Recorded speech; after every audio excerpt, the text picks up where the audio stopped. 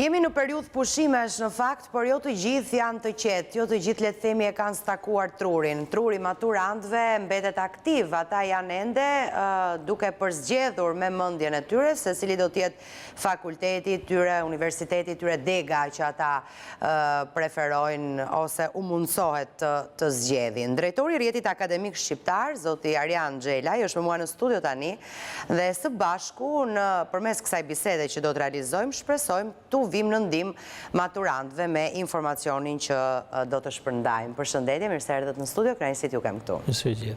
Së pari ka nisur apo jo aplikimi i maturantëve për në universitet? Procesi ka nisur. Ka nisur procesi. Por aplikimi do të filloj nga dita e nesërme.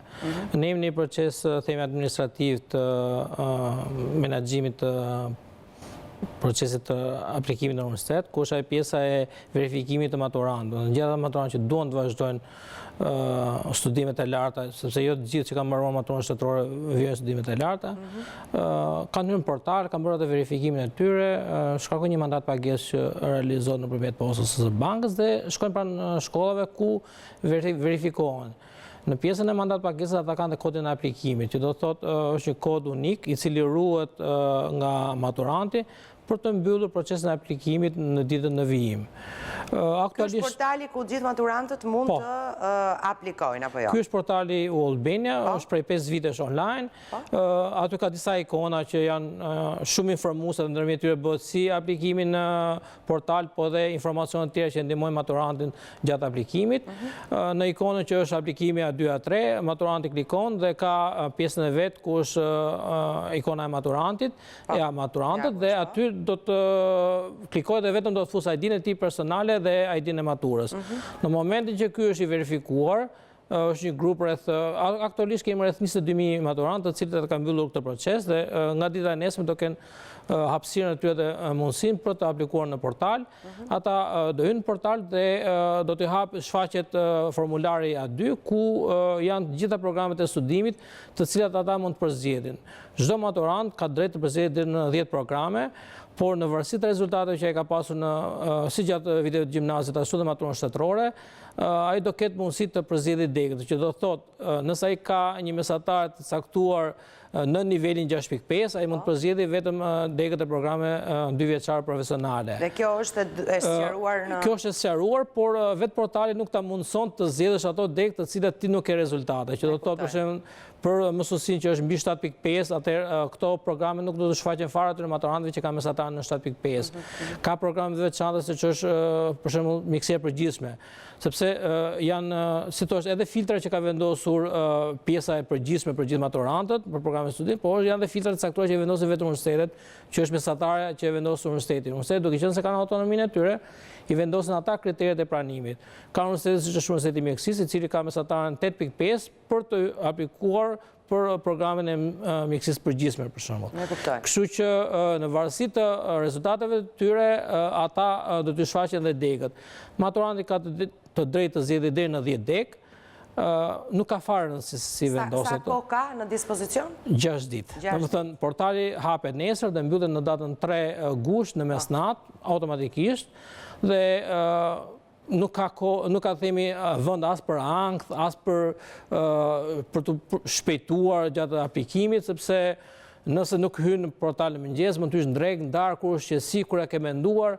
Nëse ke përzgjedhur një X program ose X deg, mundesh ta anullosh dhe të përzgjedhësh një tjetër brenda këtij 6 ditësh? Brenda 6 ditësh ti mund të përzgjedhësh çdo lloj dege, prandaj ato do të sqarohet që maturanti mund të heqë disa preferenca, nuk është vetëm 80-10, ta mendoj pastaj më vonë dhe të hedhë preferencat e tjera ose të informohet. Në momentin që ai e konfirmon, pasi ka hedhur 10 preferenca, atëherë portali të kërkon ta konfirmosh përzgjedhjen tënde. Mund ta konfirmosh edhe më pak preferenca, nuk është e thënë. E kuptoj. Në momentin që të kërkon konfirmimin, atëherë futet kodi unik që e ka pasur çdo maturant dhe në momentin që ke futur kodin dhe e ke rikonfirmuar, portali të ripyet përsëri, atë nuk mund ta anullosh më.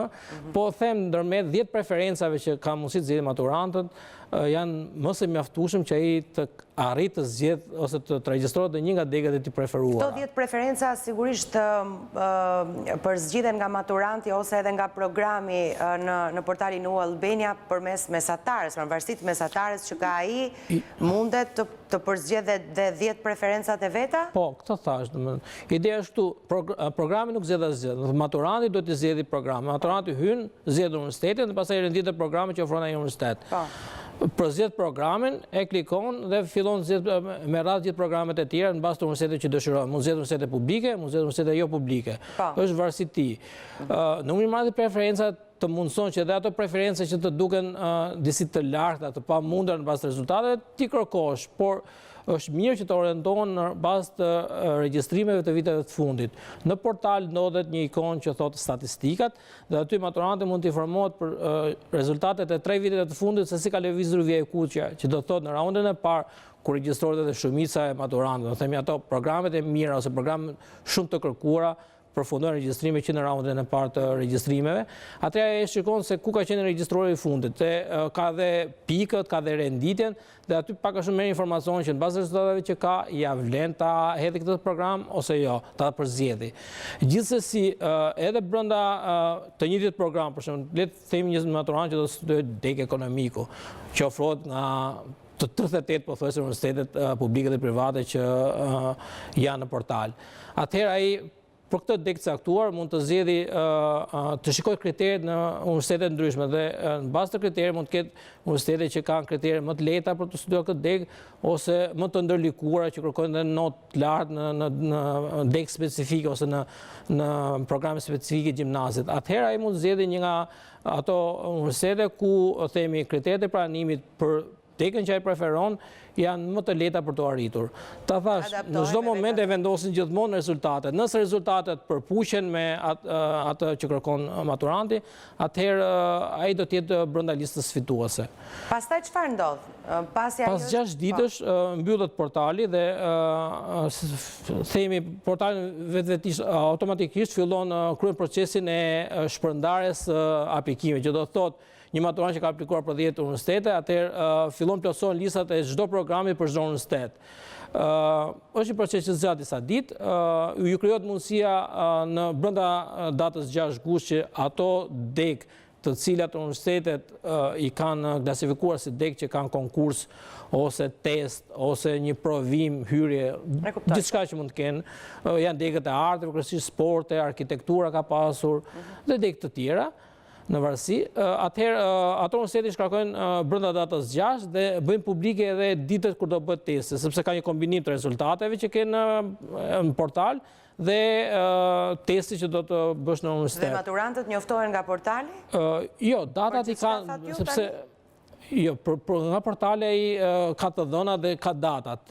Por datat specifike të konkurseve vendosin vetëm universitetet, nuk e vendosin ne. Dhe normalisht duhet ta marrin këtë informacion pranë në website-in e universitetit, besoj janë të shpallura të gjitha ato programe që kanë teste ose konkurse. Pastaj në fund të gushtit, mbas javës 3 të gushtit, universitetet fillojnë shkarkojnë të dhënat nga portali dhe bëjnë renditjen. Kanë në dispozicion një javë kohë për të bërë renditjen e maturantëve. Dhe në fund të gushtit, në datën 28 gusht, fillon ngarkimi të dhënave në portal nga universitetet.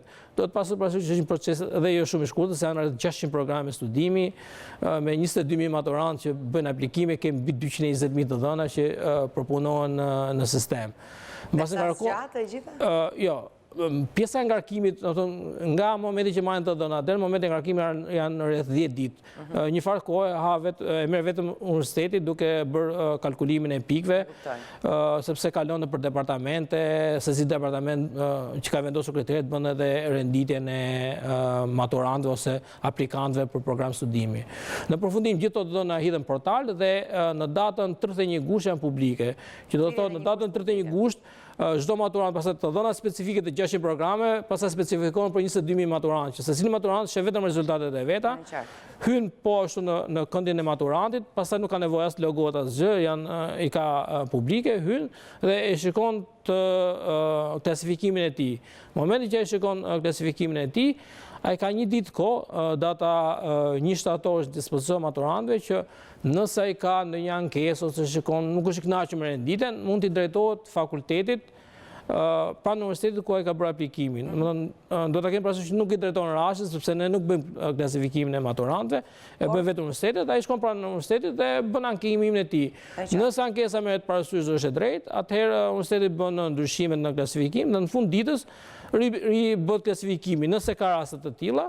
Dhe nga data 2 shtator, dhe data 1 ishte në dispozicion maturantëve për ankimime, data 2 shtator fillon pastaj procesi i regjistrimit në 7-9 faza 48 orësh. Që do të thotë maturantët që janë fitues për programe saktuara do të shfaqet në portal Dega ku i shfaqet dhe renditja dhe është me ngjyrën jeshile. Të dhënat janë gjithmonë të updateuara në korale. Po. Të dhënat janë në korale, që nga data 2 janë të themi renditjet fillestare, nga momenti që fillojnë regjistrimet, atëherë procesi fillon në korale updatohet, që do të thotë një maturant që regjistrohet liron disa vende fituese ku ka fituar në programe të tjera, kryesisht janë ta studentët ekselent që pak a shumë i fitojnë të 10 programe nëse ata aplikojnë 10 programe. Kështu që ata lirojnë 9 vende studimi për të tjerë dhe ky fillon pastaj procesi 48 orësh ku maturanti shef atë indice me ngjyrë të verdhë dhe shikon që do të thotë që është një kryesisht do të shikojnë renditjen. Do të thënë ngjyrat janë vetëm thjesht për t'i dhënë një indikator, janë indikator. Po është renditja ajo që vendos rezultatet që ai ka pasur. Për çfarë duhet të kenë kujdes maturantët? Çfarë këshillash do t'i jepni ju? Aktualisht do të marrin informacion, do të thënë as mos të nxitojnë që ditët e aplikimit, se thash është portali që hapur. Një portal që 6 ditë 24 orë i hapur, të jemi mjaftueshëm mundësi për të bërë një aplikim të mirë. Gjatë kohës ai të informohet, të shikoj si në portal programin e studimit, marr disa informacione, është ajo që dëshiron ose jo, sepse ai mund ta dëgjuar si emër ose emri mund të jetë atraktiv, po nëse hyn në pjesën kurrikulare dhe shikon që janë gjëra që ai mbase nuk i interesojnë aq, mund shikoj një program tjetër të ngjashëm në atë profil. Do të marr informacionet e mjaftueshme si nga ana e programit në portal, po edhe nga ana e kritereve. Nga ana tjetër do të shkojnë në tregun e punës, domethënë duhet të orientohen drejt asaj kush kanë qenë programet më të kërkuara gjatë viteve të kaluara që të jep një indicie që është një program që kërkohet në tregun e punës. Kush kanë qenë fakt? Si gjithmonë mjekësia, mbas dhe pandemia e dha atë efektin e vet. Mjekësia e përgjithshme është themi on the top, ngelet gjithmonë dega e parë më preferuar nga që ka dhe numër kuota shumë të kufizuar. Pastaj ngelet edhe shkencat mjekësore, duke filluar nga infermieria që është një degë e parapërqyer, domethënë themi profesioni i infermierit po zë pak a shumë atë vendin e tij të dikurshëm të ndihmës mjekut.